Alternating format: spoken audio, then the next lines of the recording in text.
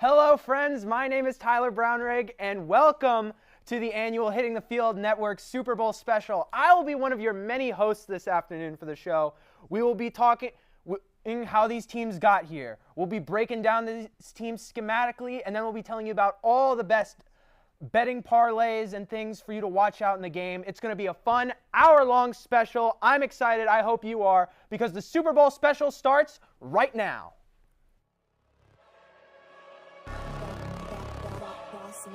Things gon' change when I really hit the field.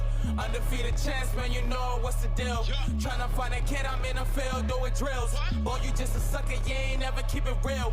3 rings in my hand, I'm a warrior to the max. When I hang it up, they gon' have to give me plaques. Step up in the building and I only bring the facts. When I make a highlight, they gon' replay, run it back, okay? Always locked in, I don't got time to lax. Saying he the best, he could take a lap. Batted 1,000 when you check the stats. Boy, is you ready? You ain't gotta ask. And we are back, and welcome to the main show segment of the show. And I'm joined by two special guests, 2 alumni of the Hitting the Field program. To my left, Nate the Pebble Marrero is back from his old man retirement home. Yeah, you guys yanked me out. I was in the middle of my nap. And then this one's very special, near and dear to my heart. Hannah Jo Groves, former host of Main Show's back. This is a really cool full circle moment for me as the new host. My first time on air was with you on Main Show. I was sitting right there. That's right. And so this is so cool just to now be in this moment with both of you. I'm just so excited. I'm loving this.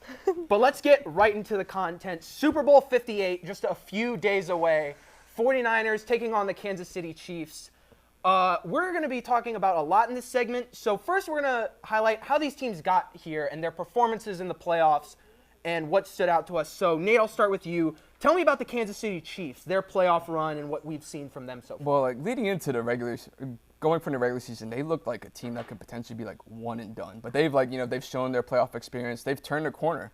Their wide receivers couldn't catch a cold during the regular season. Now they're catching the ball every time it's nearly thrown to them. And they've embraced being a running team and playing defense. And that's really how they've turned it. That's how you hold 2 on the Dolphins at 7 points. That's how you hold Lamar Jackson at 10 points. And really, their defense and Mahomes being Mahomes is getting to a point where you can't pick against them. He's entering that conversation where he's not just the best quarterback in football. He's starting to get up there in the all-time talks. Yeah, especially in the playoffs, we saw guys like MVS really step up, who had drop issues throughout the whole regular season. And the defense, because I feel like a lot of people thought this is the worst Kansas City team we've seen in the Mahomes era. Especially, again, offensively. And the defense has been what has stepped up so amazingly. They have yet to have an opponent score 30 points on them in a game. Yeah. So it has just been an outstanding performance. So now, Hannah Jo, tell me about the 49ers, what we've seen from them. Well, a significant game that I saw was against the Lions. When they were able to come back, and it looked like, maybe the Lions had, especially when Brock threw that interception. A second-year quarterback, you got to have a lot of mental fortitude to come back from something like that. So I think showing that he was able to, and his whole team was able to rally behind him, that says a lot. When you're going up against a big team like the Chiefs, you're going to need that mental fortitude, that stability, and that trust, not only in Brock Purdy, but in everybody else, that they can come back and they can come out ahead. And I think that was where I saw that they're not only a good football team, they're a strong-minded football team.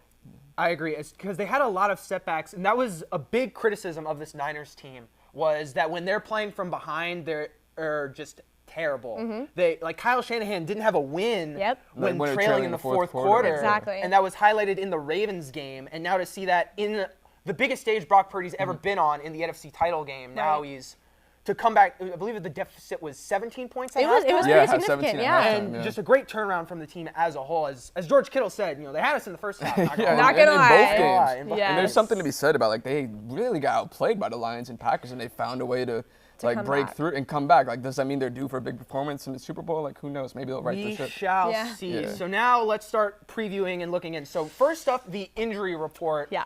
We have the first news of it. I'll start off.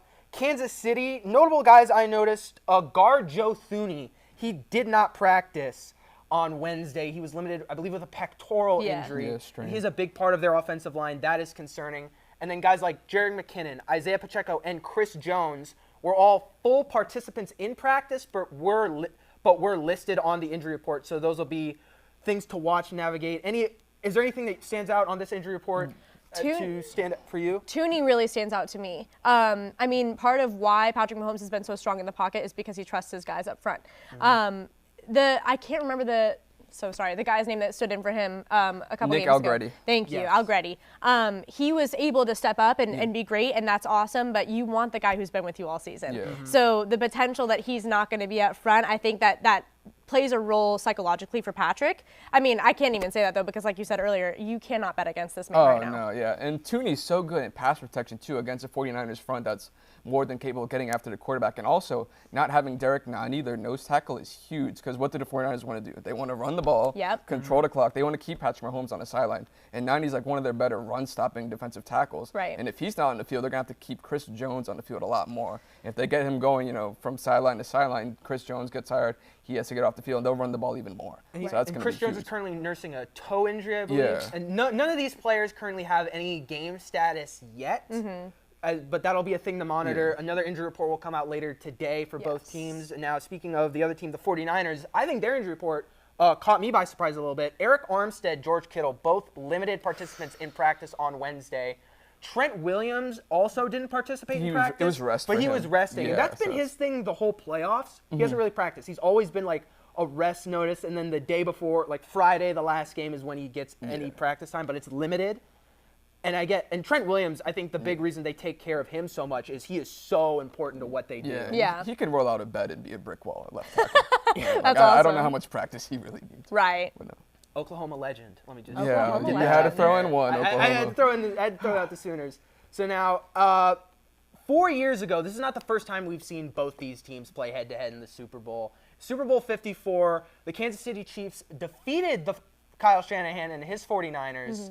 Patrick Mahomes had a comeback victory. It was that, I think it was like 4th and long or 3rd and long jet trip wasp that throw to Tyreek Hill. Right.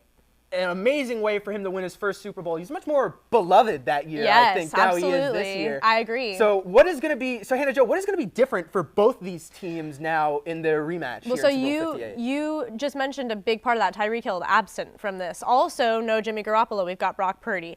So those are two, I would say, big cast changes when you're thinking about the show. Those are two different people, different factors. As far as mindset goes toward Patrick Mahomes, I told you guys this before the show. I think he has lived long enough to see himself become the villain. I think we have seen him kind of rise up, lose to the Bucs at that big Super Bowl, and then he's been in it a few times now. Won last year against the Eagles, and now people are tired of seeing him win. He's truly in his Jordan era. I think just completely owns the league, and I think hot take. I think the only reason why he still has the public on his side is because of Taylor Swift. And because her fans want his team to win. I don't think that's true for NFL fans. I think Chiefs fans, they're faithful and they always have been. But besides that, I really do think Patrick has become the new Tom Brady of sorts. Yeah, I'm not going to say anything about Taylor Swift because I don't want the Swifties to get on my back. But I did take a short little flight here, Like I know she took like 13 minutes. Oh, yeah. Anyways, but yeah, these teams are very different. I mean, Mahomes came back from down 10 in the fourth quarter. And this 49ers defense isn't as good as they were then.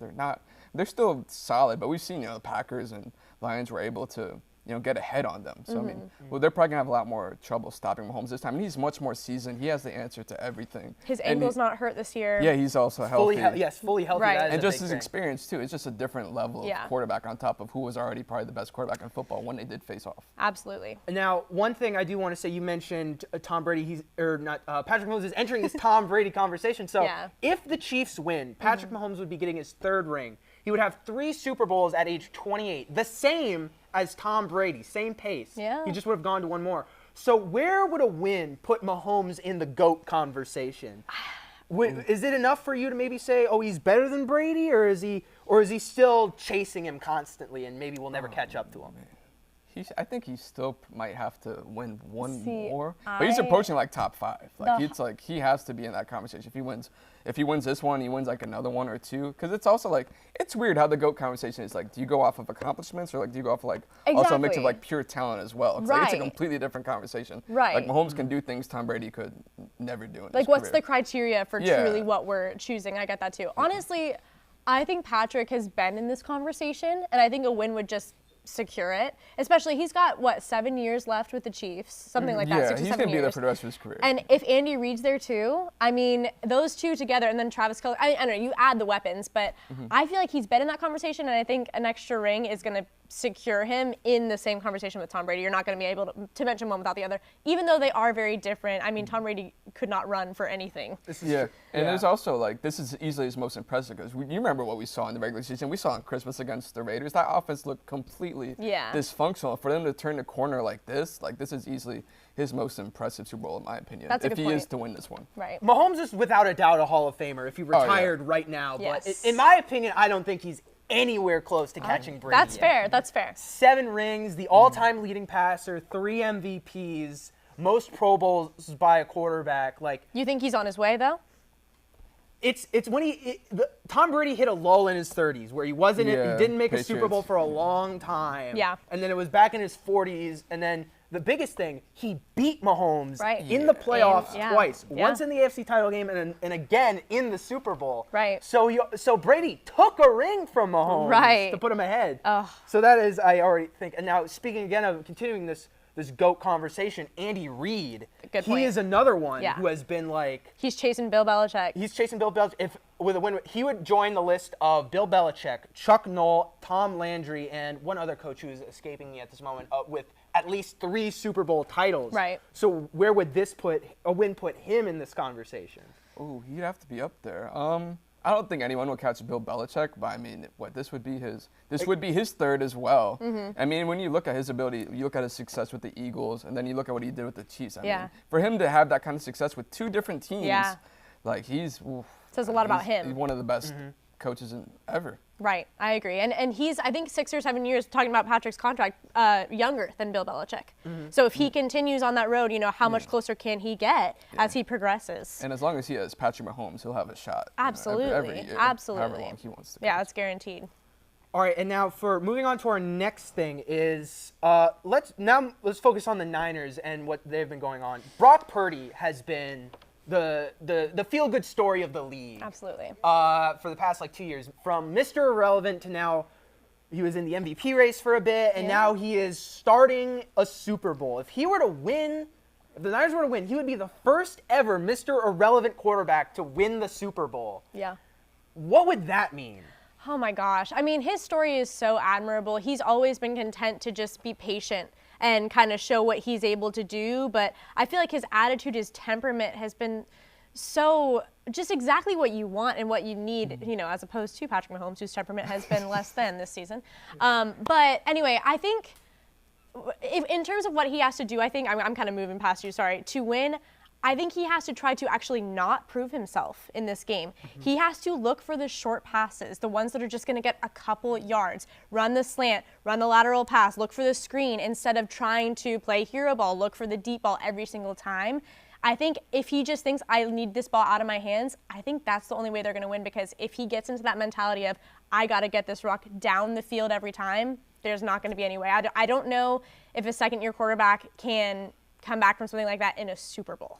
Yeah, and it's not the strength of his game, what the Niners offense does. Right. Yeah. And against a stout Kansas City defense where they have really limited the big play this season, just take what the defense gives you, and that's all he needs to do. Yes. And the 49ers are at their best when he's playing within the system. I mean, when you got Debo, Christian McCaffrey, George Kittle, Brandon Ayuk, I mean, just get them the ball and let them do their thing.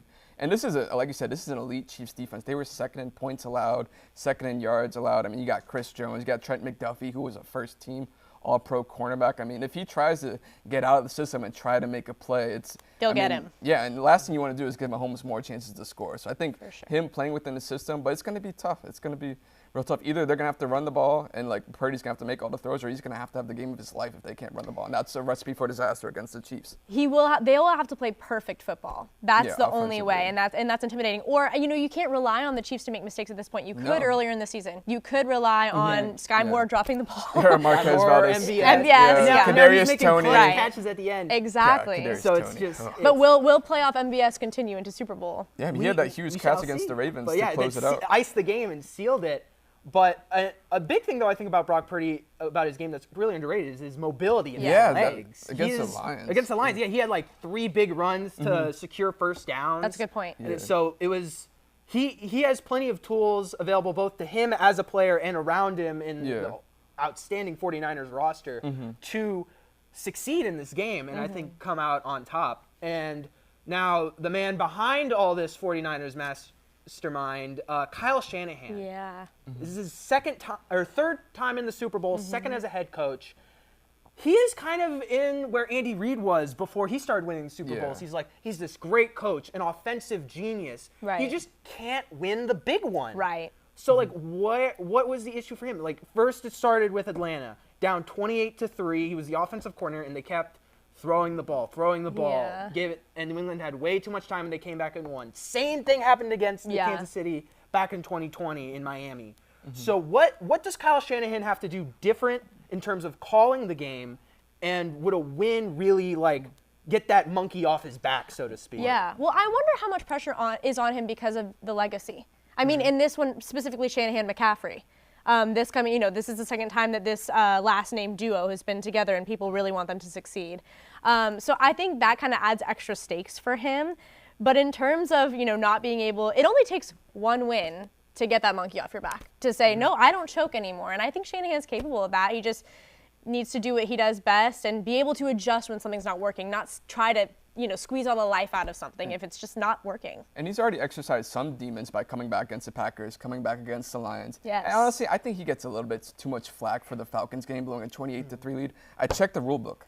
Dan Quinn could have told him to run the ball more, to try, milk the clock. And also, Dan Quinn is his defensive play caller. Coach, he could have told, he could have called better plays for the defense to get yeah. stops. Granted, against the 49ers, he has struggled in the playoffs. They've blown leads against I believe they blew a 10-plus point lead against the Rams, too, or something like that. But, I mean, he's gotten the monkey off his back a little bit, with his 2 comeback wins these playoffs. And, I think he's an elite head coach. I think a lot of teams would kill to have Kyle Shanahan as their head coach. Oh, yeah. And, I know many Niners fans, and by many, I mean my mother, who at any point during a Niners game, when anything could be going wrong, she just demands Shanahan's head. Oh, wow. And I'm like, Mom, relax.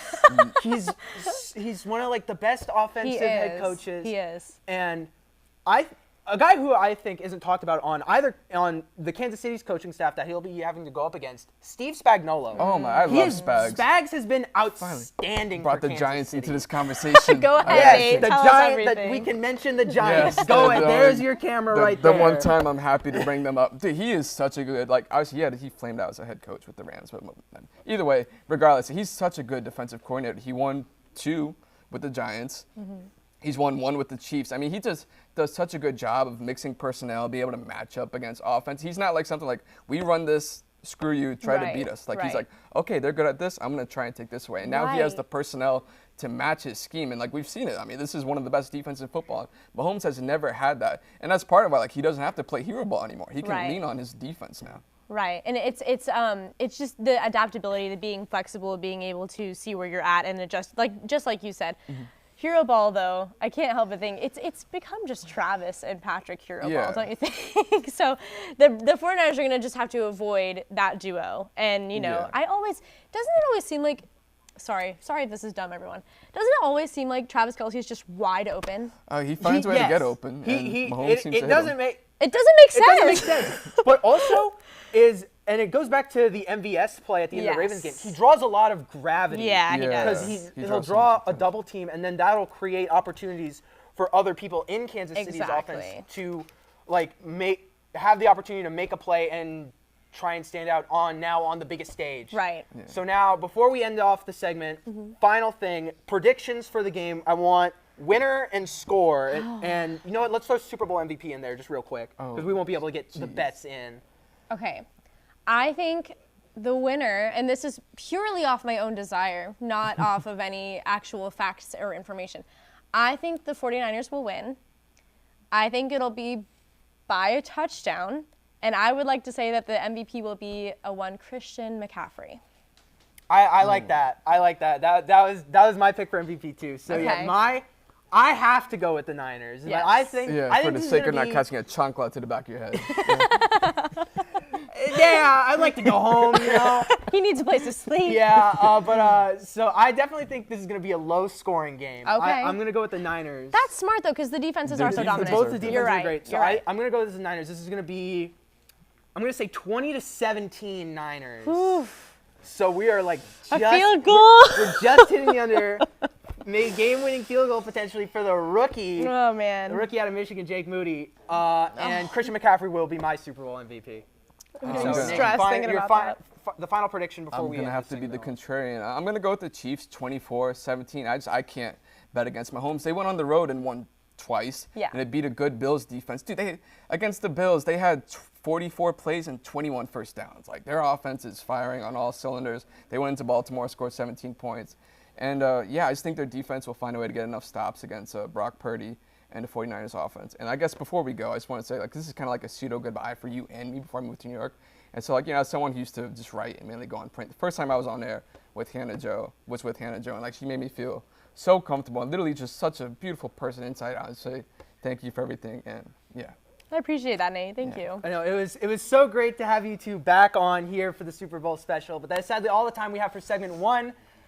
Stick around after this commercial break when Ty Paton will be joining us at the Combine set to break down the X's and O's of this game. So stick around, you won't want to miss it. Welcome to HTF Hot Takes. I'm Johnny Jackson. We've got Emily Aaron to my right and Maluka Costa to my left. Hello and welcome to our segment of Hot Ones. I'm here with Noah Kemper and Grant Wheeler. Yep, I knew that. Grant Wheeler.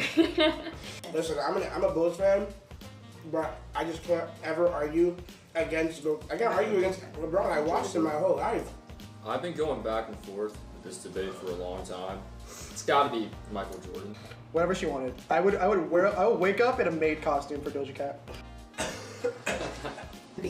Brutal. Jeffrey Laux, no question. Richie, I would give it to Richie. It is not Richie. It is not Richie. No, it's Jeff. Richie's pronouns are he, they, because he cannot be him. What? Oh, wait a second. I'm gonna have to also agree and say Jeff. He always is spiffy. It might be Cameron. Cameron's had some good fits. Out of the women, Norelli always dresses really, really cute. Oh,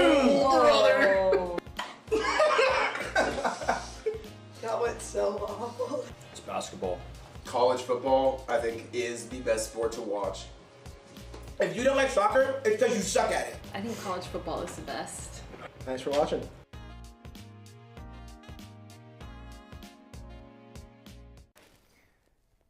Jack. Why are you here? I don't really understand why I'm here. I got called a delusional fan. I just don't understand why I'm delusional if I think Kirk Cousins had the best mustache in the league. Well, Jack, buddy, I don't want to be the one to tell you this, but I don't think anybody looks cool in handlebars. But they're back, man. They're back. They're not. They're not. Sometimes you just got to face the hard truth. It's right there in front of you. All these people, they're calling you delusional, but sometimes you got to worry about, am I projecting? Is it me? And in this Let me case, tell you something, bud. It could never be me. Anything I say is factual and truth, and that's why the Vikings are going 16-1 this year. Organization, you have to look at your roster and say, I've had Kirk Thuggins for 6 years. Maybe it's time to move on. There is no moving on from Perk Thuggins and Justin Jefferson. Do you think that maybe this all started just because of a little disappointment? Nothing has started. This is how I live, and I am not delusional. I'm a prophet. As you're well aware, the Super Bowl is this weekend, which truly sees the best two teams in the NFL going head-to-head, headlined by Anna Fry and Kermit the Frog. With me to outline these teams' strengths and weaknesses are three awesome people. We got Justice Covert, Elijah McClary, and John Warner. Gentlemen, I'm going to assume you're doing all right because we have a lot to talk about, so we're going to dive right into this. And I want to go over initially, what are our outlooks on this, starting with you, Justice? I'm thinking that the Chiefs are just going to find a way to win. I mean, when I was coming into this, I really like the Niners taking it because I really don't like what's going on with Mahomes and Kelsey and company with Swift in the press box. But, yeah, I think the Chiefs are just going to find a way to win. You know, the defense is playing really good. Mahomes and the offense are finally clicking. But, yeah, I'm thinking Chiefs. Yeah. What do you got, Elijah? I don't think that the Chiefs go on the road to Buffalo, shut them out. I mean, they scored more than Buffalo on half the amount of plays. They go into Baltimore, beat the number 1 seed. And I just don't think that all that was for nothing. People say Mahomes hasn't played on the road in the playoffs, but I mean, Super Bowls are road playoff games, so I don't really see that. So I think Chiefs will get this one. Yeah, and the way I'm seeing it right now is it's become more of a statistics-based conversation. You know, when the moon is at a certain angle, you know, Chiefs win 90% of the time. White jerseys win 16 out of 19 times. When Kim Kardashian walks outside and sees her shadow, it's going to be a 30-point game.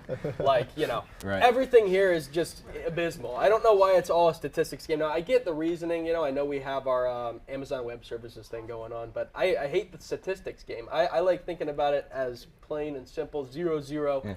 Tough guys going at it, you know. And my outlook right now is I think the 49ers have the edge, and I'll get into why in just a little bit. But John Warner, what do you like? I'm going to go against your take, and I'm going to agree with my 2 counterparts over there. I'm going to take the Chiefs. I think, like Justice said, the Chiefs are just going to find a way to win. I don't think Patrick Mahomes can lose a big game. So if you break it down like this, Patrick Mahomes wins big games, Kyle Shanahan loses them. There you go. So when you just take those 2 most important people on either side, because it's certainly not Brock Purdy for the Niners, it's Kyle Shanahan, because he is the system. Yeah. So when you look at that, I think it's as simple as that. I think the Chiefs win a relatively low-scoring game. Yeah, okay. I get what all of you are saying, but I don't agree with any of it. And we're going to go into the first little main point here. So a lot has happened since the AFC and NFC championships across the league. A lot of matchups have been set in stone that I think are going to be extremely challenging for each team, and a lot of interesting stories have developed. Namely, the first of which, I'm going to throw it to you, Justice, Charles Omenihu, who had one of the biggest plays in the AFC Championship, strip sack of Lamar Jackson. Chiefs end up getting the ball. Ravens were putting together a drive. Ravens lose by 7. You could argue that could have been the drive that kept it a tie, potentially sent it to overtime. Maybe the Ravens move on. He was a force. He was very, very big. Over a decent season, I believe 6.5 sacks on the season. Omenihu had a decent year, but we get to the playoffs, and he starts to show a little bit of his true colors. He starts to show that this is like a guy that can make the plays you need at the right times. And recently, AFC Championship goes by. He goes down. ACL tear, I believe. And now he is placed on injured reserve for the biggest game of his life. So he's replaced by a guy by the name of Mike Dana, second-string defensive end, who I believe is serviceable, but he's no Charles Omenihu. So, Justice, I wanted to ask you, do you think Dana can replicate Omenihu's success, and how likely are the Niners going to be to attack that side of the field in the run game? They're definitely going to probably attack him. The Niners are very surgical when it comes to taking out defenses. The thing about being replicated by Mike Dana is that Kevin Spagnuolo and the team, they're going to find a way to replicate it through other players. George Karlaftis, Chris Jones is still on the team, and they're very good. Both of them had 10.5 sacks this year, and the defensive front had 57 sacks, which is the second most in the NFL. So when you look at something like that, they're going to know how to fix the problem of losing Omenihu, who was having a great postseason, by just using the tools that they have at their disposal already. And they're going to rally around. They're going to figure out a way, because that's what the Chiefs have done all postseason. Yeah, and one more thing. Do you think the Chiefs and Spagnuolo, who's a genius defensively, do you think he decides to run any kind of specialized design blitzes because of this? Do you think he's sending a Nick Bolton, a Willie Gay, up to the line of scrimmage to make up for the loss of talent there? Yeah, I think they might get fun with it. I mean, Andy Reid, you know, he just gives everything to Spagnuolo. So when you're going up against someone like Kyle Shanahan, who likes to bring their blockers out and give them space, you're going to have to try to figure out something new to take down that, and try to make Brock Purdy uncomfortable, who, like John said, he's a system quarterback. He relies on the system. So if you can make him uncomfortable by bringing in a Nick Bolton, a Willie Gay, or even like somebody I'm going to talk about later, Trent McDuffie, if you can bring those guys in and cause havoc and get them uncomfortable, then it's just going to play into the Chiefs' hand. Yeah, and Todd Bowles, take notes, pal. This guy is good. Steve Spagnuolo is good. We need some help on the Tampa Bay defensive side. Quick intermission. We stink. Got to give Todd credit where credit's due. He did shut down that same team in the Super Bowl. Shut him down. Yeah, he did as a defensive coordinator, and then becomes a head coach and forgets how to tie his shoelaces. Like, dude, it's bad. Anyways, moving forward, the next thing I want to talk about is something very, very interesting that I found interesting at the beginning of the year. I didn't know it would develop into what it's developed now. And this is for you, Elijah. And this is that last year in 2022, Donovan Smith was the most penalized offensive tackle with the Tampa Bay Buccaneers. The Chiefs bring him in for God knows what reason, but apparently it was a good one because he's in the Super Bowl. This year, Jawan Taylor, your left tackle, has been the most penalized player all season. Looking at a matchup between these two guys who don't have necessarily the best track record, but have proven themselves in real game situations, they're going up against the powerhouses that are Nick Bosa and Chase Young. So Chase Young being a little bit of a slacker lately, not putting in maximum effort. Do you think Taylor and Smith can hold up against these guys? And how much of a challenge do you think it's going to be for them? Yeah, I mean, you talk about penalties, but if penalties are the worst case scenario, then I think you're pretty fine because looking at sacks allowed, Donovan Smith has only allowed 2 sacks. Jawan Taylor's only allowed 5 sacks. That's ranked 3rd and 5th in the league. And so they do have 29 penalties combined on the season. But, I mean, we see once postseason started, the penalties cleaned up a lot. That's very, very fair. Very, very fair. What do you call it? Once again, Todd Bowles, take notes. Because Bruce Arians is the head coach. Donovan Smith has like 5 penalties. All of a sudden, Todd Bowles becomes head coach. Guy puts up like 55 penalties. It's terrible. Changes his legal middle name to Holding. The government name. Speaking of you, John Warner, I wanted to ask you about this one. Looking into this, we have a very interesting matchup, which I'm going to throw to you in a second, Justice. We have 2 of the best route runners in the league in Deebo Samuel and Brandon Ayuk, and then we have 2 of the best lockdown corners in the league in Trent McDuffie and Algerius Sneed. And me personally, I think this is going to be a matchup that's not as realized as people think it's going to be. I think it's going to be much more neck and neck, much more tough to get around. I don't think Deebo and Brandon have the production everyone thinks they're going to have, and I don't think Algerius Sneed and Trent McDuffie have the game that everybody thinks. I think it's going to be really even throughout. So do you think either side of this has an edge, and why or why not? Honestly, I think it's just about as dead even as it can be. We've seen it all season. I talked about this a few weeks ago on Combine, but the Chiefs' defense has been their X factor this season. It's not been their offense as much as it has been their defense. Guys like Sneed and Trent McDuffie, they're getting it done on the back end. So I think that they might have met their match on both sides, actually, with Deebo and Ayuk and Kittle and all those guys that are going to be running all over the place. I think it's going to be a great matchup for both sides. All right, and I have one more thing for you on this topic, but I want to throw it to you, Justice. We were just talking about this beforehand. Yeah. Trent McDuffie has 5 forced fumbles on the season thus far, 5 forced fumbles, which is amazing. 0 interceptions. A lot of people are writing it in. The script is going to say that McDuffie has a pick 6 with 2 seconds left. I'm definitely writing it in. But he's likely going to be paired against Deebo. I think Algerius Sneed is the better of the 2 corners, although I love McDuffie. I think Algerius Sneed right now is the better of the 2 corners. I think you have to put him against Brandon Ayuk. Brandon Ayuk's too quick, too good of a route runner. You need somebody that's going to be able to run step for step with that guy, go bam for bam with him. And Trent McDuffie, on the other hand, is a turnover machine. He's the second closest thing to Antoine Winfield So I'm relating a lot of Buck stuff here. It is what it is. You deal with it. Do you think Trent McDuffie can pull out a turnover this game? Do you think he's going to be that big of a force? What do you think is going to happen there? Oh, man. I mean, I'm going to get into it when we talk about the spotlight player and I go over the screen. But Trent McDuffie, I picked him because I saw he was an all-pro player, and he has no career interceptions. He has more all-pro selections than interceptions in his career in the NFL, which is just absurd for a cornerback. But he has 80 tackles. He has, 3 tackles for a loss and 5 forced fumbles, like we mentioned. The thing that I really like about him when he goes up against this 49ers defense is that the 49ers defense likes to bring their blockers out in space and make space for someone like Christian McCaffrey. But Trent McDuffie can block shed like no other corner that I've ever seen in the NFL this season. He's only 5'11", 190 pounds, but he can get in there. And the thing about the Chiefs is he started as a boundary corner. But then they brought him in the slot this season. They've even brought him inside the box as like a left outside linebacker. I mean, they're moving him around. They're doing a lot of fun stuff with him because he is a hard-nosed tackler and he has a nose for the football. Yeah, the Chiefs, they don't have a lot of takeaways this season, 28th in the league with 17. McDuffie has 5 of them. So it's almost 30% of the turnovers have been from McDuffie. So if McDuffie has a great game, the Chiefs are going to have a great game too. Yeah, and we have a few things we're going to talk about in a little bit, but I got one last question before we move into that.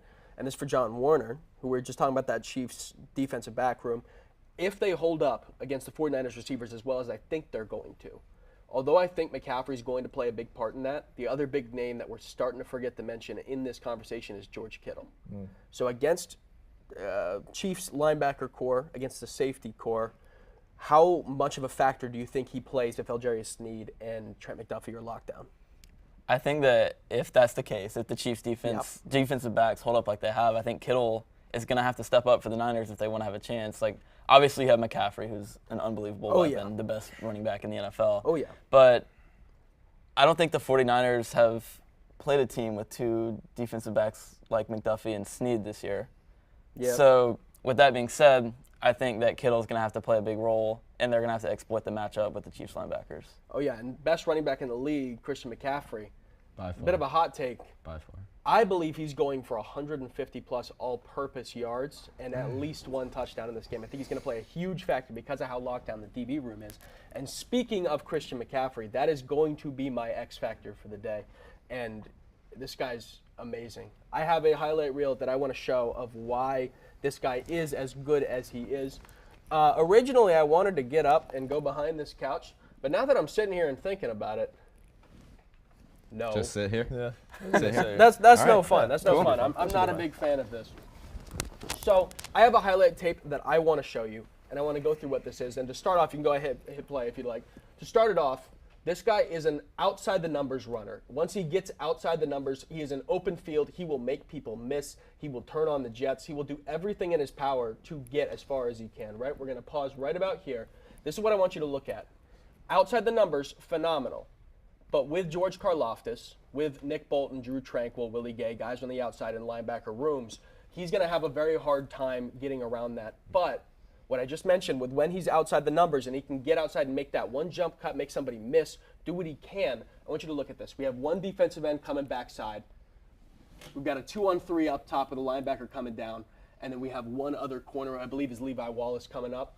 And then up here we have a great mesh. But if he tries to get outside, he's not getting there. They have outside leverage on Steelers defense. Backside, you got a defensive end crashing hard. You can't get back outside. So I want you to hit play and watch what he does here. He's going to see a hole, make one jump cut, absolutely put Levi Wallace in a spin cycle and take this for a touchdown. This is the difference maker here. I see Cameron Kometz holding his eyes. He's absolutely blasphemed horrible. But this is the other thing. With that jump cut, this is an outside designed run. He sees a hole, makes one jump cut, and jumps it. This is one more outside leverage play that I want to look at before we dive into something else. And you look here, right? We have one matchup here against Juszczyk and a corner. I believe that's Tariq Woolen. And then right here we have a 2-on-2, but with outside leverage. Steelers. Seahawks crash. They're getting outside leverage. You can see up top we got two other guys coming down. They have outside leverage. He's not getting the hole he wants. And so looking upfield, we have decent blocking here, but not a guarantee that you're picking up any yards. Hit play and watch this jump cut and watch what he does. Turns up, finds a hole, and then breaks. Jeez. He's gone. That's the thing that's going to be the difference in this Chiefs game, running-wise. If he can go outside, a hole opens, he's going to jump and cut it, and he's going to pick up way more yards than he should. We're going to pause it here. What were we about to say? Okay, so the thing I wanted to notice there, too, Brandon Ayuk was at the 10-yard line blocking all the way down. Great These blocking. guys in the wide receiver room, they care a lot about blocking. Oh, yeah, and especially when you got a guy like McCaffrey. Yeah, I mean, it's something that's definitely emphasized. I mean, even down here you could see, I think that's Ayuk, too, down at the 10-yard line, getting ready to block. Just getting a safety. Yeah. So here's the other thing I want to point out for this game and this matchup that we have is that McCaffrey is, and what I mentioned with 150-plus all-purpose yards, he's not just a running back. This guy is legitimately a receiver, which is strange to say in a running back room. But this is a designed pass to him. And if we want to look upfield at what we got right now, Juszczyk is catching a block. We got some blocks caught up here, but look at this one Cardinals defender, and then we got a safety crashing backside. I believe that's Budda Baker? I might be mistaken. Regardless, actually, no, it might be Marco Wilson. That guy stinks. Anyways, so we have people crashing. We have room for error here. But what McCaffrey does is what he does best. He crashes and puts a move on him. Go ahead and hit play. Crashes upfield, puts on a move, and takes off upfield for a touchdown. This is the difference maker. I got one more play to show you. Stop right here. See McCaffrey right here. Looks like he's breaking outside. This is usually what a running back will do. He runs about 3-4 yards upfield and then breaks outside one way or another, depending on what the linebacker does. Purdy can throw a check down. That's great. We're in play action. Go ahead and hit play. Watch Purdy roll out, and watch where McCaffrey ends up on this play. He is a true receiver. True receiver. Goes up and makes a diving catch, still scores a touchdown. Phenomenal work by Christian McCaffrey. This man is a jack of all trades, and it's going to be very, very difficult for the Chiefs defense, I apologize, to hold up on that. And that's why I think he's going to be such a big player in this. We mentioned George Kittle. I think he's going to have an effect. But CMC is going to be like the man upstairs, gift and, glory. Anyways, moving forward, I want to move to you. Yes, Trent McDuffie is my X factor, as I've mentioned. I really like what I saw from him, and I think he's going to be able to attack the 49ers offense really well. But if we can get the highlight up, I guess. Come on, man. Okay, so this is the Week 3 game between the Bears and the Chiefs. You can just start the thing. You're going to pause like really quickly. All right, so Fields going to just dump this off to Khalil Herbert and stop right there. Okay, so Darnell Mooney is taking up against Trent McDuffie right there. And for all intents and purposes, it looks like Khalil Herbert should be able to get a first down and maybe a lot more. It seems like everyone's ready to go. But if you start it now, McDuffie's just going to pull off Mooney, rip the ball out of Herbert, and then the Chiefs' defense is just going to swarm to it, which is another thing that I've noticed about the Chiefs' defense. They are phenomenal at swarming the football. They are right there, and they're ready to go all the time. This is the Week 1 opener. They're swarming them, and there's McDuffie making the play against Gibbs. All right, and then this next wide receiver screen, this is probably my favorite play out of them all. You can stop it right here. Okay, so Amon-Ra St. Brown is on McDuffie. Now, Amon-Ra St. Brown is a lot stronger than Darnell Mooney. 360-pound 365-pound bench press. Oh, yeah. Okay, and Trent McDuffie is 5'11", 198 pounds, but he's about to throw him out of the club. Okay, so everything looks fine. Amon-Ra St. Brown, this should be great. Maybe a 5-6 yard gain, depending on what number 32 does. But if you start it right here, you're just going to shuck him, and then just boom. Big hit on Marvin Jones to get the ball out, and, of course, everyone's right there. Something about what I really like about McDuffie is his tackling ability. Yeah. Look at how he tackles here after they're done celebrating this fumble recovery. He's going to go under, get to the ball. I mean, they're not going to call a flag on that. It was just very fundamental tackling, very good. Yeah. Last play here. You can stop it right here. Okay, so you see that red blur? That's McDuffie coming to like a heat-seeking missile. This is going to be a third forced fumble, Thursday night game. So it's the fourth quarter. Broncos are down 8-19. This is going to be like their last drive. Maybe they can score a touchdown and get an onside kick. McDuffie's not going to wait that long to finish the game. He's going to come in. You can start right now. Heat-seeking missile. And now he has 5 forced fumbles, but he really should probably have 4 because Samaje Perrine's knee is what's going to cause this fumble like this. Maybe you could see it. His knee is going to hit the ball. Right there. So it really should be 4 forced fumbles for McDuffie. But yeah, there's a lot of things that I can't wait to see from McDuffie in this game and how the Chiefs defense gets on top of everything. Yeah. And that initial pressure by McDuffie on his blocks with physical receivers that are getting upfield, like Amon-Ra, is something abysmal. Yeah, with the Bears one that you notice is that you see Mooney on the outside and McDuffie has the lane to go for Herbert, but instead he just goes straight from Mooney, checks him, and then goes after Herbert. Yeah, he's a smart player like that. Yeah. He's not going to over-pursue and then get beat. He's going to wait for them to come to him. And moving forward, though, we do have the Chiefs offense. Yeah. Elijah, what do you got for us on this? I got Oh, he's getting up. Oh, he's getting up. Oh, he's stretching. Oh, buddy. He's about to squat 1,000 pounds. I'm going to sit back down now. But okay, I got Isaiah Pacheco. I got so excited. Just had to show that off. You said what? Very anticlimactic. If we can get it up here. All right, so you can roll it, but pause it like right there. So he's running into a wall of 3 Chiefs offensive linemen.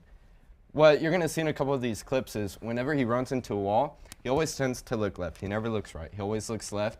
And you can play it now. The acceleration just kicks in. And you can make jokes of how he runs super hard. He runs like he's mad at the ground. I mean, whatever you want. I love it. This right here, pause. I'm sorry, DeMar Hamlin, but he absolutely wrecks DeMar Hamlin right here. All right, you can play it. His trucking ability, his yards after contact. I'm sorry. Comeback player of the year, ladies. I love this. Look at the yards after contact. I mean, he's got 4 Packers guys around him on this. This next one, I'm sorry, but this Broncos dude, he just puts him on the ground. That Broncos guy is 4 inches, 20 pounds heavier than him, too. All right, pause this.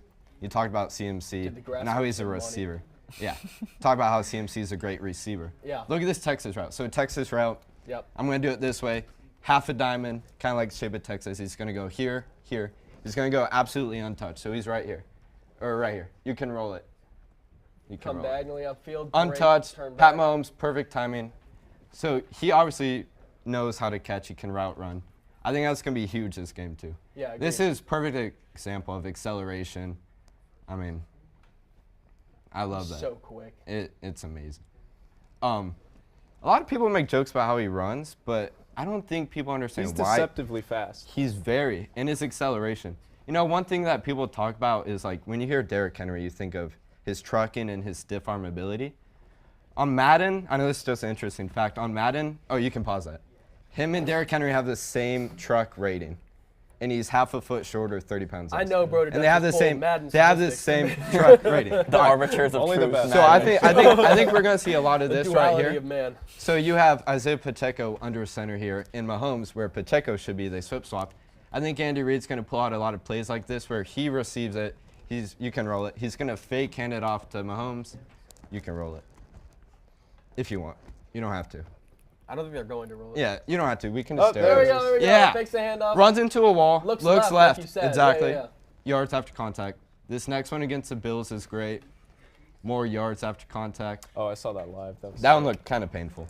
Yeah. And then this last one. I mean, squeeze through tight lanes. He's very good at squeezing through tight lanes, not tripping over people's feet. Yeah. He is a very angry runner, but I think this is going to be a big game on the ground. I really do think it is. Huge. But lastly, we do have Chiefs defense, baby. Your cousin. Your cousin, yeah. Your cousin. Your cousin Fred. Fred Warner. My own flesh and blood. Fred is the X factor in this game. John and Fred Warner. Yeah. Like Dude, that's step awesome. brothers. Perfect. Okay, so we're going to start it off here with I a little love Fred Warner action. So let's play this. Nice little run by Pollard, bouncing it out until it's not.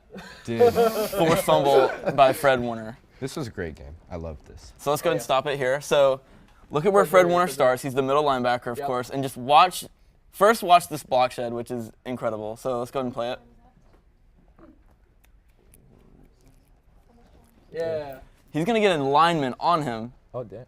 Throws him off like it's nothing. I did not see that. Amazing block shed. And that's not only enough to get over there and make the tackle, dude, but to holy punch the crap. ball out What a play. on a solid running back like Tony Pollard. It's not like Pollard's a slouch of a runner either. He's a solid NFL running back. All right, so let's watch this play here. Poor Dak. I remember watching this. Poor live. Dak. So that's impressive. The sack is impressive, but it's honestly even more impressive how this play happened. So let's go ahead and watch Fred Warner here, Still right here. right in the middle. Yep. He's going to disrupt not one, but two mesh routes. Two crossers right there. Love that. Disrupts them, and then not only takes away Dak's number 1 and number 2 option, makes the sack as well, doesn't buy into the pump Look fake. at the score. Yeah. And then here, Look at the score. just an absolute ball hawk. So We them boys. he didn't necessarily make this play, but watch his pursuit here. So he is going the complete other direction, covering essentially the role of a Tampa 2 linebacker. Dak's right Spring about to back. wind up. Dak is already ready to go. Is that him? Yeah, that's him. Fred Facing Warner the there. wall. He's not Okay. even looking at the ball at this point. So let's go ahead and roll it. Oh, my. Just the alertness my of Fred Warner. dude. He was His actually awareness yeah, is that's so crazy. incredible. second on the team in interceptions with 4. They're like, he's got 99 awareness in Madden. He would have 99. So he's just Fred Warner's a game wrecker. I think that's the one thing you can describe him as, is just a game wrecker. He's just a destructive force at the middle linebacking position, arguably the best middle linebacker in the league. So definitely look for. I don't even think it's arguable. I don't even think it's arguable. Unarguably. Who would be second? Levante Roquan David. Smith? Levante David. Yes. Tampa Bucks Bay? fan? Yes, good Yeah, take. definitely Good Levante take. David. Great take. All All right. Lastly, before we get out of here, score predictions winners. Justice. 22-21. The Chiefs are going to win off a 2-point conversion by Travis Kelce. And then Not Dan Campbell. Then the Feeling Chiefs. 22. Then the Chiefs are going Stop to post. rubbing it in. The Chiefs are going to post on Instagram, feeling 22, and Taylor Swift's going to be hoisting the Lombardi. Travis- and the NFL Travis is going to found call the it blank out. space. Does You Travis think she propose? touches she's at gonna the be end of up the game there. for Oh, them? Yeah. we do have to ask that at the end. Elijah, go ahead. Yeah. Oh, so 2019 Chiefs won 31-20. I think this year they win 30-20. Interesting.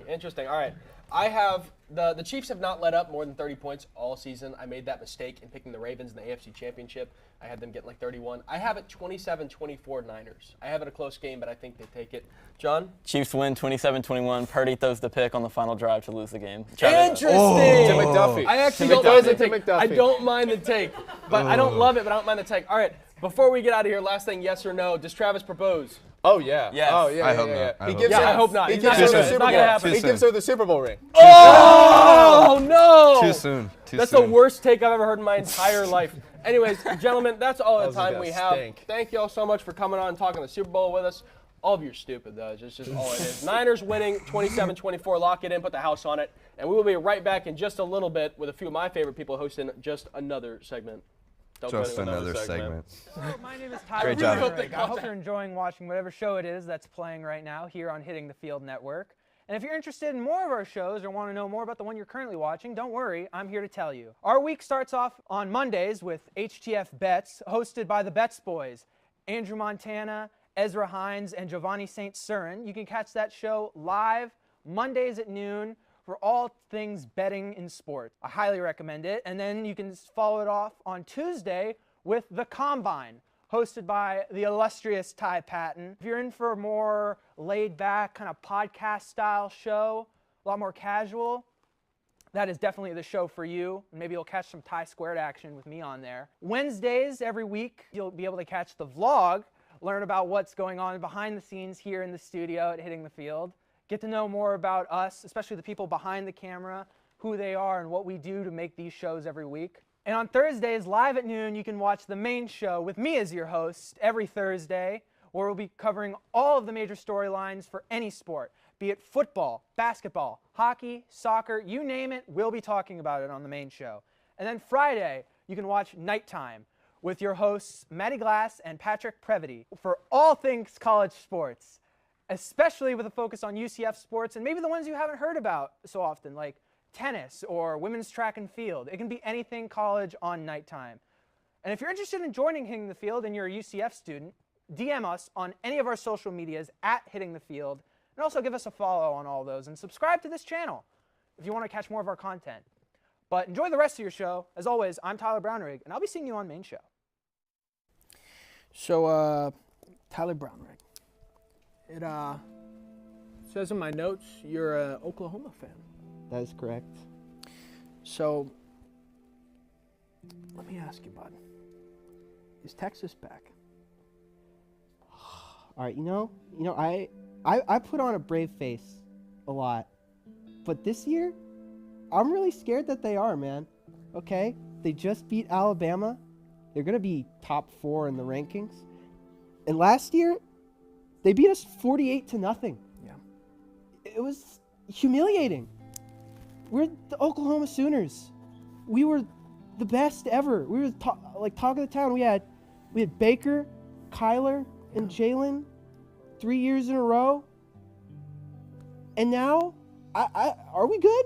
I don't know. We haven't won a national title since 2000. We're number 18, I think, and nothing matters, dude. Sometimes we build up these walls thinking they're impenetrable. But sometimes you have to knock these walls down to build up bigger and stronger ones. And you got to be tough through that. It's hard being an Oklahoma fan at this time, but grass is always going to be greener on the other side of the hill, buddy. Is it? I cannot live through a Texas national championship. I can't. I'll never recover. Do you want to talk about Lincoln Riley? What'd you just say to me? I just want to know if you want to talk about Lincoln Riley. You listen here, you corner quack. Cameron.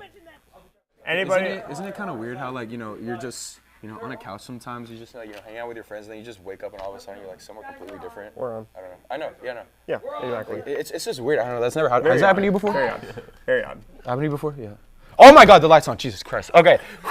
I'm just playing. That was all a bit. Welcome back, everybody. Thank you for sticking with us. We are here, the Bets Boys. We got some people over on the couch, but real quick, Jovanni, how's your week been? It's going pretty good, man. It's going all right? My second show today. I'm Second excited. show. And look at you, hosting BHM Special. How do you feel? It was a lot of fun. It was a lot of fun. I'm very happy. It was very stressful, but very fun. It was very stressful. This man's been working on it for a week and a half, 2 weeks now. It takes a lot of effort to put something together like that. But with that being said, I'm going to toss it over to the couch. We have some very special guests with us. If you want, introduce yourselves from left to right. How are y'all doing today? I'm doing absolutely wonderful. I'm Jared Fox. As you know, I'm wearing my James Harrison jersey. Super Bowl legend, baby. Best play of all time in the Super Bowl. I'm Nick. I'm doing great. Thanks for having me.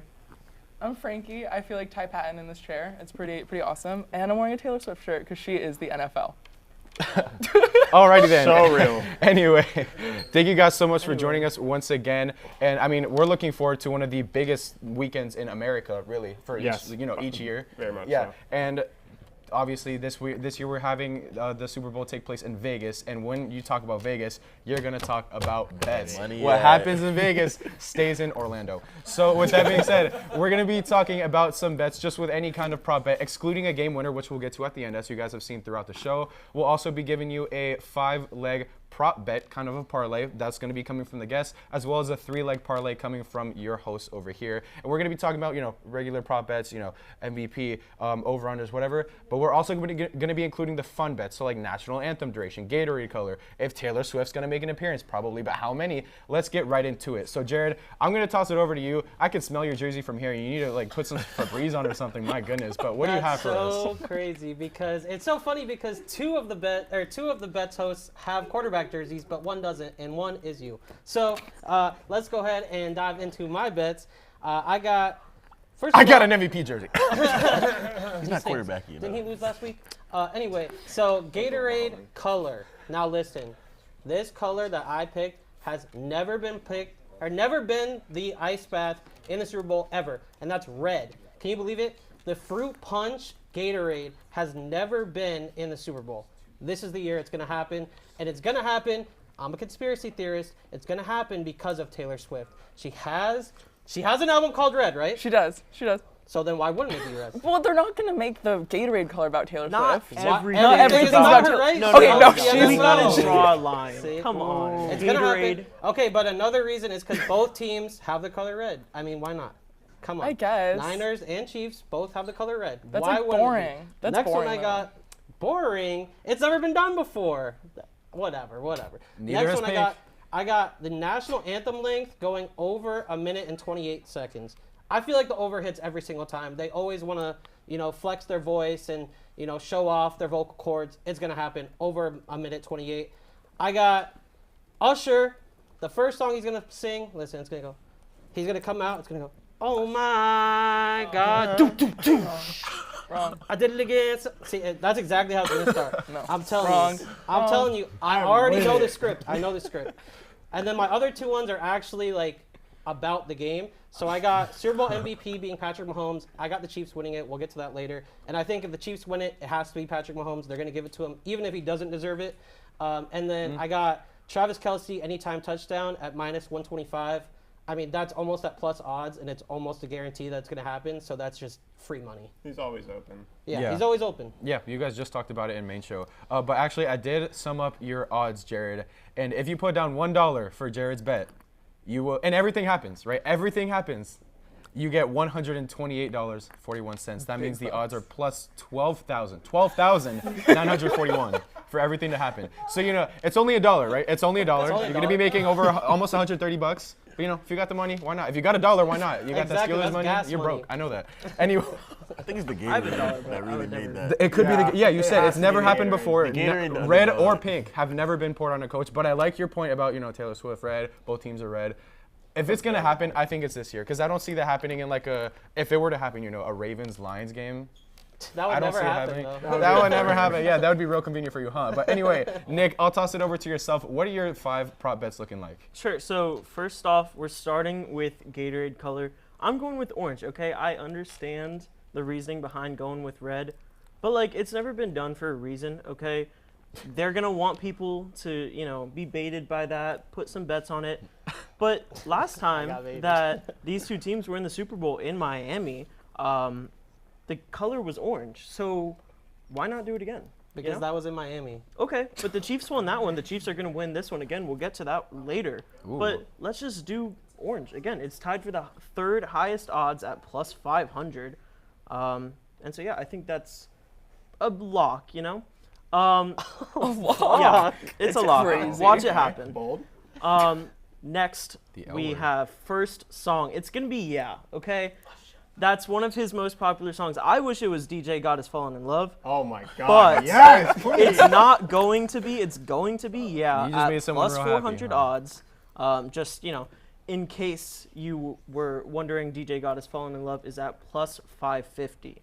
And so, listen, if I'm right about the song being Yeah, his first words coming out is going to be peace, okay? And that, you might be wondering why, okay?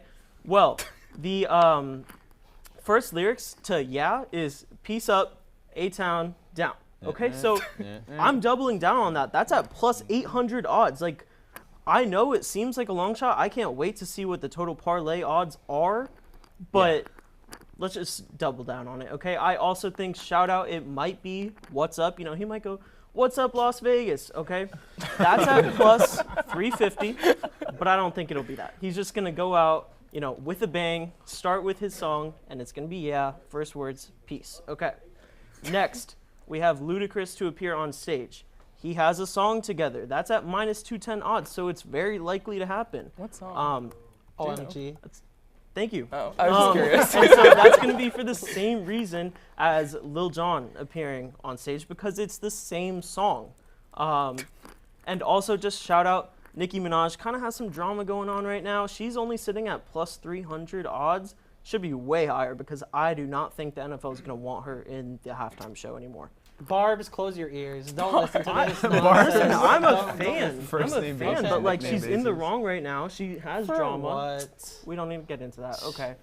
Final bet is Isaiah Pacheco anytime touchdown. He is gonna run all over them. Okay. That's at minus 130 odds on FanDuel. Lock it in. Yeah. So that last little bit that you mentioned, Isaiah running like crazy over the 49ers, that's a crazy bar, but we're here to talk about the other ones. I don't really care, right?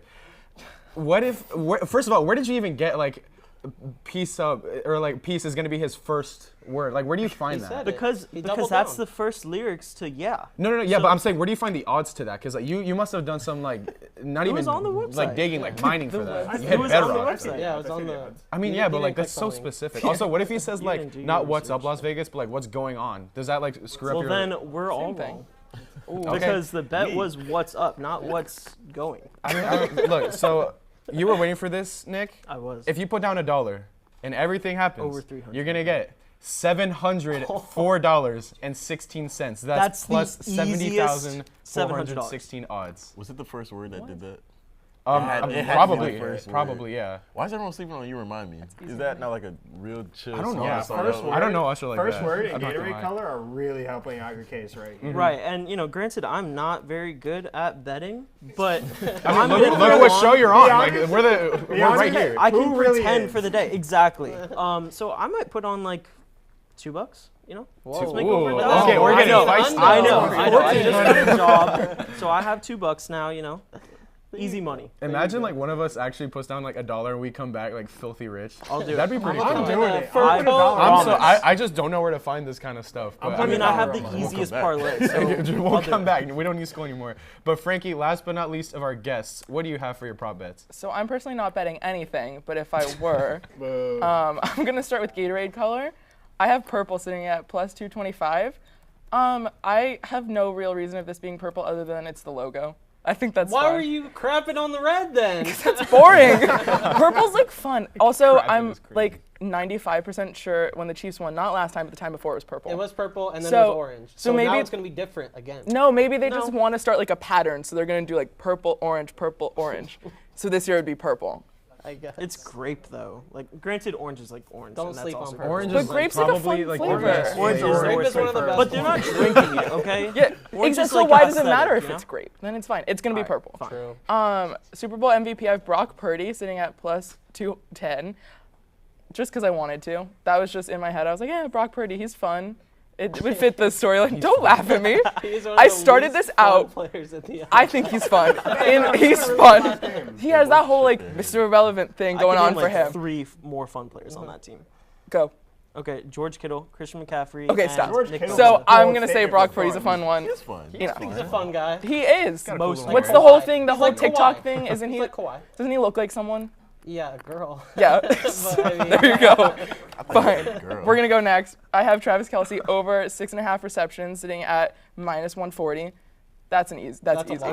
That's fine. That's a boring one. So I'm gonna go to my fun ones. These are really fun. Usher's first word is not gonna be peace. His first word is gonna be Usher. That's crazy. Ooh, That's real. Hear me out. That's Hear me real. out. He's gonna go Usher. Just like I don't say it at all. Say it again. I'm not saying that again. You go. What do you? Why not? Usher. What's he gonna say after that? Sing. Like he's He's just gonna sing. He's gonna say what's going on. No, like that's the first thing going he on, says. He's gonna come up, Hey, introduce himself by saying his name. Because then what if wouldn't there's he people say, in the like, crowd that I'm doesn't know it's Usher, him? In case you didn't know. Exactly. What if Frankie, people are like, who's this guy? What if somebody like says his name like for him, like an announcer? Because there's probably someone paid to do that. Then he reiterates because it. it's not his first word. Okay, but then he's gonna reiterate it. He's gonna be like, yeah. What would he really though? I like the boldness though. Yeah. I mean, like, what if they don't hear the announcer guy? He's like, why are you gonna hear me? I'm here. My name's Usher. I think I'm right. If it's Usher, that would be crazy. And then that's at plus 600. And then my last one, because I have to. It's not a shock. I have Taylor Swift being the first person shown during the national anthem. That's sitting at minus 135. The odds are in her favor. It was between her and Jason Kelsey last time I looked. I do low-key agree. But hear me, like, why not number Including one? the players? Yeah, including players and singer? No. Reba? I think it's only non-players. Yeah, so like. Okay. And so if they show Taylor Swift first, that's good coverage because boom, Taylor's there. She made it from Tokyo. Woohoo! And then all the Swifties that want to watch the Super Bowl see her and then turn it right off. Why would they turn it right off? Because they see her already, so they're done. They don't have to watch the game. If they don't like football, you just see Taylor during the national anthem and then it's done. All season though. They obviously haven't been watching football. They're watching Taylor Swift. Well, what if there's a proposal? Seems like a waste of time. There's not going to be a Oh my proposal. God, that is the could you most absurd imagine? thing I've ever heard. What if there's a proposal? Really If they win. I was talking to Ezra before this, and I said that Taylor Swift should be MVP. So I'm going to take back the Brock Purdy thing and say it's going to be Taylor Swift while we're on. Taylor. What are the odds for that? Ezra. Okay, I so- don't think there's odds for that, but Frankie. my odds are 100%. Frankie, the odds for your 5 prop bets go as follow. First of all, Jared's was the most expensive of any one of ours, right? So we'll just get that out of the way. Frankie, you're the second most as of now. If you put down $1, you're gonna be getting back $209.46. So plus like 20,946. That's not too bad. I'm not a betting That's not person. bad. However, it's considering you did switch your Super Bowl MVP to Taylor Swift. I think the odds of that are probably like plus $1 million. Yeah. Considering unless she throws on some pads and whatever. I don't know, undergoes a surgery like halfway through the game. Well, like imagine like they put her in, she makes like the most unreal. Bro. she's got to make like 11 more of them to even be considered. If they put her at running back, no one's like gonna Taylor on a fly route. Yeah, you can't hit her. It's Taylor Swift. Yeah, you can. All right, so They're paid to do it. real quick, we're gonna be tossing it over into our surefire picks of the week. Once again, these are just 3 Super Bowl related parlays. I'll go first, right? I'm gonna be taking under for the game, sitting at 47.5 points at minus 110 odds of taking place. I think it was mentioned by Tyler. I could be mistaken, but it was definitely mentioned earlier. I'm hitting the under because these are 2 really good defenses. I do think Christian McCaffrey can ball out. Isaiah Pacheco can ball out. We were talking about it in audio. That man stomps on the ground. It's like he's trying to stomp somebody into the floor. It's crazy. However, these 2 defenses are very prolific, very intense, and I think they'll be able to hold it under 48 points. Next up, Patrick Mahomes being an anytime scorer. My vision of this is just Nick Bosa chasing him like in the red zone, and then he just kind of Kermit frogs his way into the end zone, gets himself a touchdown, run with it. That's plus 400 odds of taking place. And last but not least, Yellow Gatorade plus 275 odds of taking place. Yellow Gatorade currently sits at the 4th most technically used Gatorade color of all time with 3. That's 13% of all Super Bowls since the Gatorade thing has been implemented.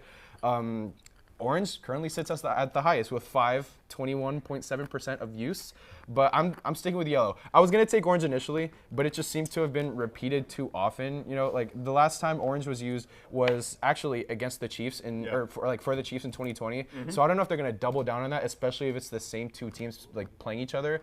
So I'm just gonna stick with yellow. I like orange better, trust me, but I'll rock with yellow. But next up, I'm going to pitch it over to you, Jovanni, because your surefire pick looks kind of interesting. Okay, I'm going to start with the locks, of course. I have CMC over receiving yards, 34.5. That's a lock right there. He's second most. Locks. Yeah, I mean, the last one might not be a lock. Yeah, I was about to say, I can't wait for you said his last one was a lock. He's second most receiving yards and receiving yards per game. He's the most versatile running back in the league with the running and receiving aspect of his game. And he's probably the biggest part of their offense. He has 14 rushing TDs and 7 receiving TDs this year. And yeah, he's just going to show up in the biggest game of the year, obviously. It's CMC that we're talking about. My second pick, I have Isaiah Pacheco, anytime TD. I think Nick actually went with that, so I'm going to agree with him, especially on the Chiefs defense where their receiving core is kind of wishy-washy. And Chiefs will have to establish the run game early on. And I feel like he'll either break out for like a 40, 50-yard TD, or he'll get that goal line. The goal line, yeah. Just push it in. Yeah. And for the last one, listen, guys, no one talked about it. You guys talked about Anthem. You guys talked about Gatorade color. I mean, it's a fun thing. That's part of it. Okay, but this one's the best one. Go for it. Yeah, this is a 50-50. Coin toss. We're going with heads. Wait. Let me tell you guys the stats first. Tails has won 4 out of 5 last year. 4 out of the 5 years. They have a winning record of 31-26, and you know the saying, tails never fails. I don't care. We're going with until heads. It does. We're going with heads. You know why? You just argued against your own. Do you know why we're going with heads? Why are we going with heads? Because last week I said I went on the under for the last 3 weeks, and a little preview for bets. I won my surefire this week. You got a first I'm win. the only one that won. Y'all can all clap it up for me. No. But I did that because I went against the stats. And this... You did what you hadn't been doing the previous 3 weeks, which is being trash. Yes. And you guys were trash this week. So I don't think why... I mean, why we you're never, speaking to we, me we like never that. said we weren't Why trash. are you talking to me we like all that? have the same record. Was it like 1 and 3? Is trash. I'm not. Sorry. That's a good point. This is the type of stuff that we don't look at the stats for. We're going to go with heads. I mean, for the record, it's a 50-50 chance. So. I mean, sure. I do want to ask you this, though, because George Kittle, Brandon Ayuk, and Deebo Samuel, according to Vegas, look at that, according to Vegas, they're totaling out to have 12.5 receptions. Do you think that receiving core, of them 3 particularly, will take away anything from Christian McCaffrey? No, CMC's going to get his touches. I feel like he'll get his touches early on, too. That's fair. Yeah. Also, I did forget to mention the kind of summation of my picks. If I put down $1 for all of mine, again, under 47.5 points, Patrick Mahomes anytime scorer, and yellow Gatorade, I'm going to be making $34.80. Jovanni just wants to get a Lunchable or something. He's gonna be getting from $1. He's gonna be getting $5.48, the lowest by a large margin. Even the heads did it help? Yes. They're all minuses. I think the head is a minus? They're all minuses, bro. They're all minuses. Anything that's 50-50 is a minus. Mariachi music for this. That's what I'm saying, bro. $5 is insanity. Yeah, I'm gonna get the dub, but like, why it matter? Sure. And at what cost? Throw out the Thanos meme. At what cost? I'm kidding. We know how they're Well, played. 50-50. Literally, bro. I'm gonna throw the Shadur. He put up a 50-50, and that's the worst odds of all the ones that he put up. So, I mean, whatever. So, last but not least, Ezra, I'll toss it over to you. What are your legs looking like? Pause. All right. So my legs for this week, I'm going to start with one that's it's the second highest odds for its category. I'm actually going with the Gatorade color, not even being Gatorade. It's going to be water. It could also be clear. It could be clear. I love that pick. Just to clarify, it's registered as clear Gatorade / water. I personally think it'll just be water, but if clear Gatorade works, it still hits. That's sitting at plus 1,000 odds. I have no actual real reasoning behind this other than the fact that Andy Reid, who will most likely win this, is very old and probably doesn't want to have to deal with the stickiness of Gatorade, so they'll probably just dump water on him. They did. I think he's sick of it at this point. He's been through it. He's been through it what, 2 times now? He doesn't want to do it a third. Just dump water on him. Take a shower. Anyway, I mean, he can do it right there. Ew. What's the problem with that? Anyways, notice how I'm not saying this is a lock because it's actually justifiable to not happen, other than like a 50-50. But we'll move on from that. Talking about me? No, definitely $5. not. Happy next time. Definitely not. I think it's gonna be water. You have all minuses. Stop it.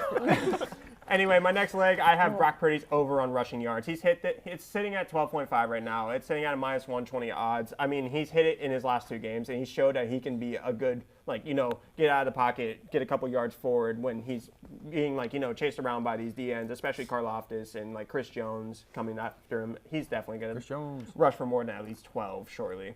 He had 48 last game against Detroit, and then he had 14 against Green Bay. I can see it happening again. This is a very tough Chiefs team with a very good pass rush. Obviously, they lost Omenihu, but they're still a good pass rush altogether. And then my final one, I think this one's actually a lock. I think Travis Kelce's going to go over on his receiving yards. It's sitting at 71.5 right now at a minus 110.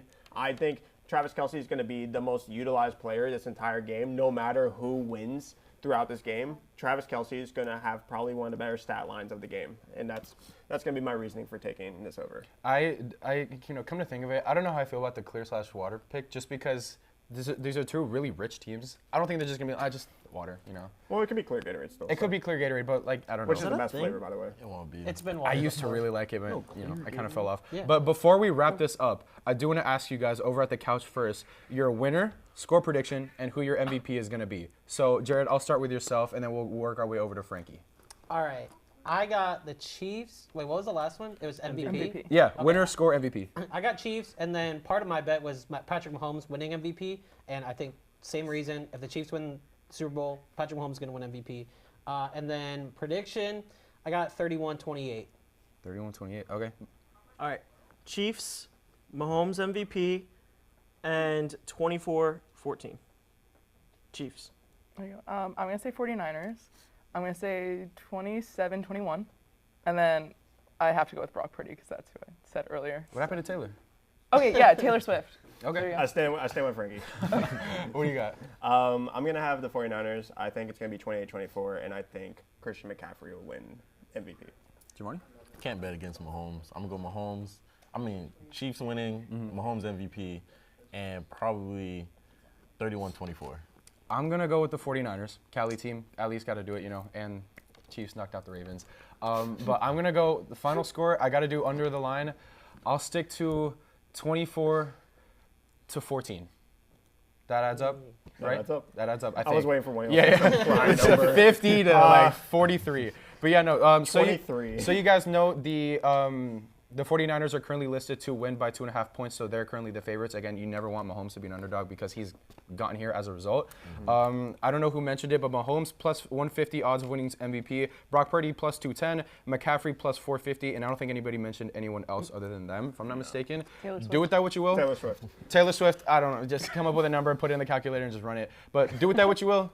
Do whatever you want with your money. Maybe send me some. I might be putting some. Well, I'm I'll not lend you allowed some to money. say that. I'll send you a little. That's what I'm saying. We'll give you some, some commission. But anyway, thank you guys so much for watching. Thank you for everybody at the couch for joining us. Thank you for Jovanni, Ezra, everyone behind the scenes. That has been our Super Bowl special, and hopefully we'll be here next year to do the same exact thing this time next year. And until then, go nice and charge on.